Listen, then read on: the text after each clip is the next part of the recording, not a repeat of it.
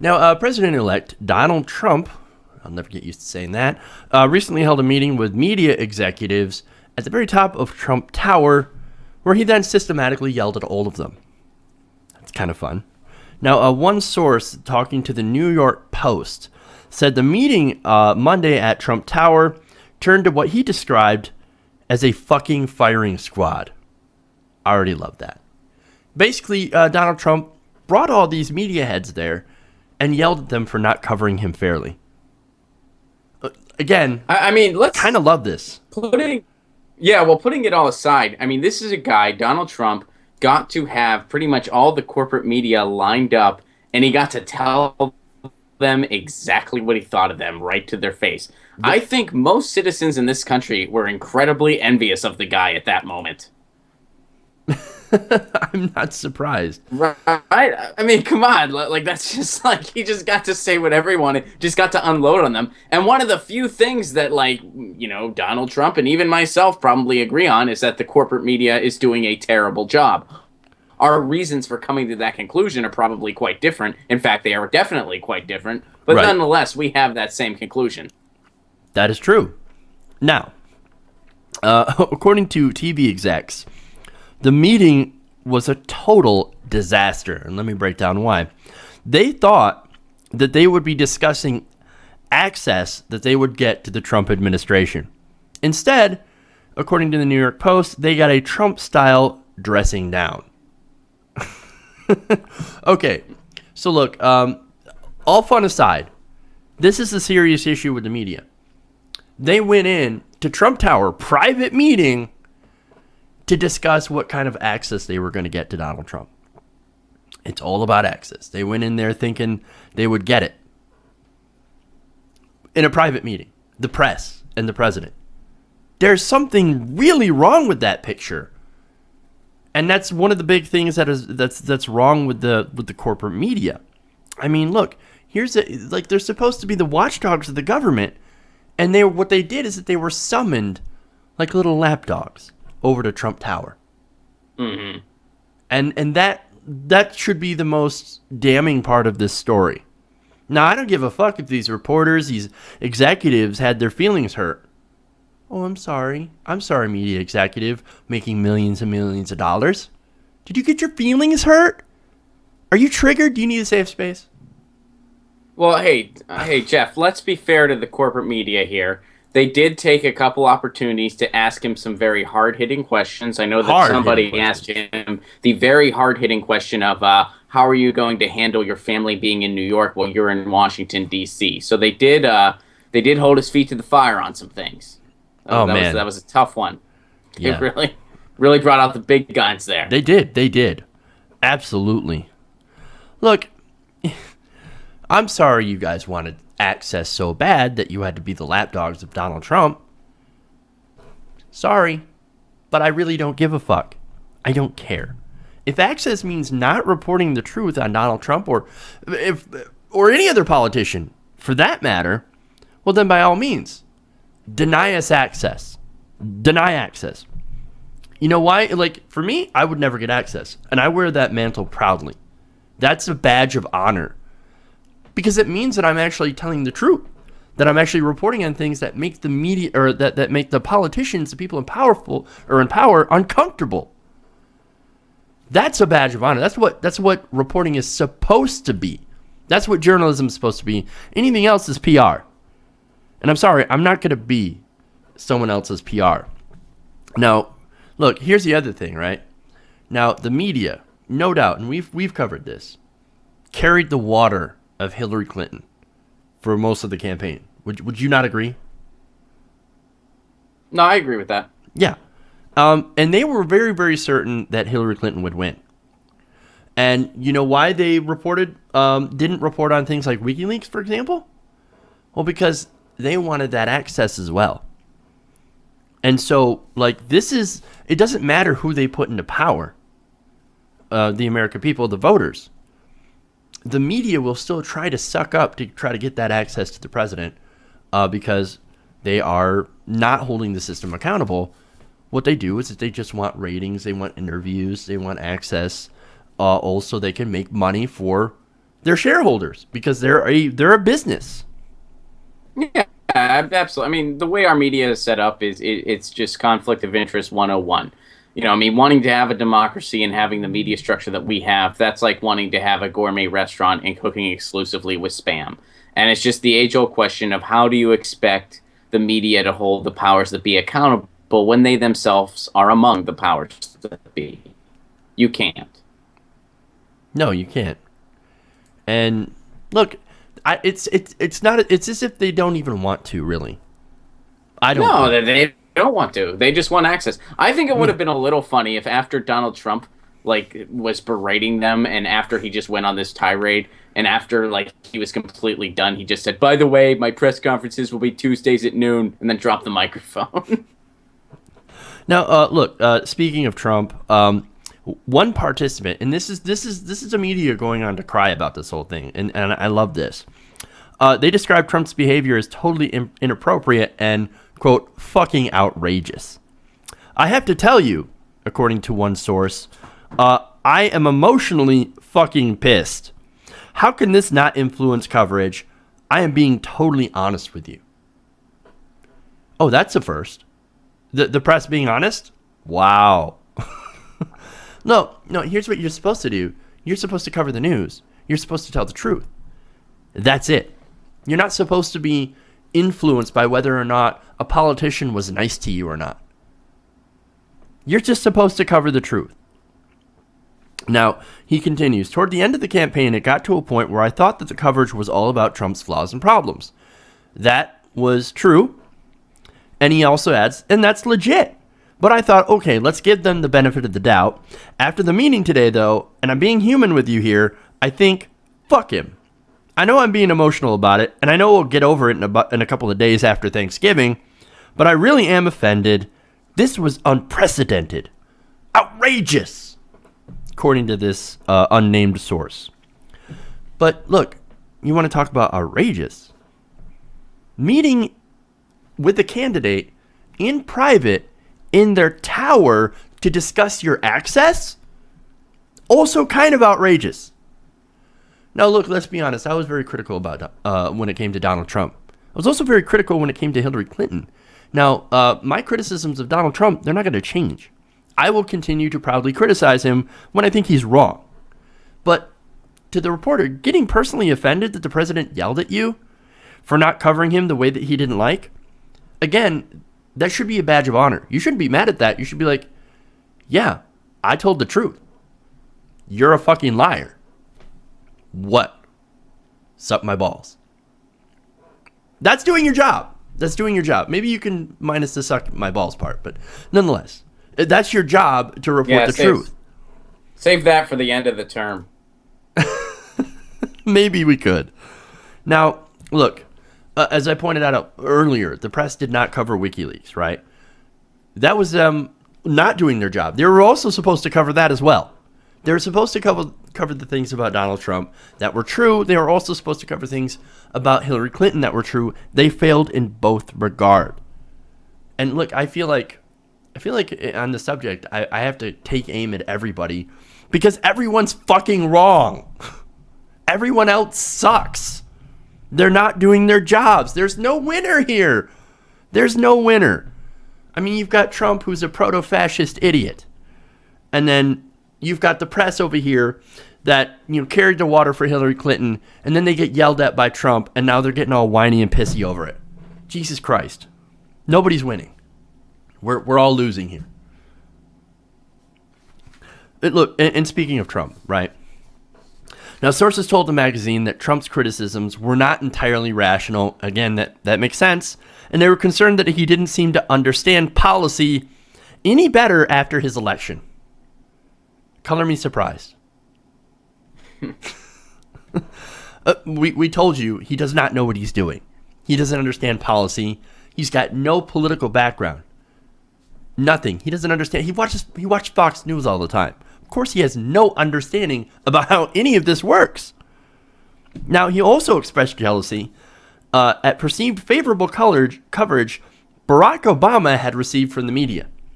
One participant reminded Trump that All presidents and presidential candidates sometimes believe they receive unfair media coverage. Trump yelled, "Not Obama!" But again, he's watched Fox News. He knows that's not true. Let's make sure we do the other side a favor here too. And I know we're not doing this, but just to be 100% clear, for Trump to kind of portray himself as some victim of the media is absolutely absurd too. I mean, that is beyond absurd. I mean, that guy got about $2 billion in free media, free publicity, and free advertising, free publicity. He had a direct line into CNN. I mean, to make it out like he was some fringe outsider that was some enemy of the press is absolutely ridiculous. Yeah, it is ridiculous. I know that's the story he tries to tell, but it is ridiculous. Well, it goes back to conservatives and their war against media. I remember doing a story a few months ago, Charlie Sykes, who was a conservative radio host, talking about how they've successfully created this alternate universe because of their war on the media. Oh, liberal media, you can't trust them, you can't trust facts, you can't trust logic. Yes, like you can't trust places like the New York Times, which, by the way, look, I admit the New York Times has an establishment bias, no doubt. The Washington Post, establishment bias. Politico, establishment bias. We all know this, right? They favor the ones that are in power. Nonetheless, all those different outlets have done good, real journalism. They actually have done good stories. Not all the time, not consistent, and their op-eds are from ridiculous people sometimes. So what you have to do is you actually have to look at media with a grain of salt, right? And don't just buy whatever narrative they're putting out without looking at it critically. And that's what's lost upon news consumers in this point is, look, we've got to look at what we're reading and think, does this make sense? Where's their narrative? Where are they coming from? Are they trying to shape an opinion, or where were the facts? Where are their sources? Mm-hmm. And we don't do that. Well, and you have to kind of follow the leadership too. Follow it to the top. I mean, the whole argument that the corporate media is liberal is just bullshit. Straight up not true. I mean, it's completely bogus because you look at who owns these companies. You look at like places like Time Warner, like Comcast, and then you look at Fox News and News Corp. I mean, these are very conservative companies because that those types of policies fit them and fit their agenda. But on the other hand, corporate media is very big. So sure, there's great stories that come out of corporate media every day. Right. But the overall structure is very fundamentally flawed. And that's kind of the bigger picture, that it's a very flawed structure. And that's why stuff like this, private meetings with the president-elect to discuss access, that's why stuff like this happens. Should they have access? Well, of course they should have access. But, when it kind of gets buddy-buddy and it kind of gets you rubbing elbows and stuff like this, again, you become part of the club. You become driven on profit motives and not on your obligation to the people. And it's just your basic conflict of interest 101, which is the media that we have. And look, you can't really call what happened, though, buddy-buddy. Now, it wasn't buddy, but I meant structurally. No, I get that. I don't mean that particular event. I like, okay, for example, the White House Correspondents' Dinner, that is buddy-buddy. And that makes me uncomfortable. Because you see all these powerful media figures, conservative, liberal, whatever, that are basically hobnobbing and having drinks and dinner with the politicians that they're supposed to hold accountable. Mm-hmm. Well, if you're a journalist, if you're working at the New York Times or you're working at CNN, and you're friends with Senator Corker or whatever the fuck, let's just use him as a random ass example.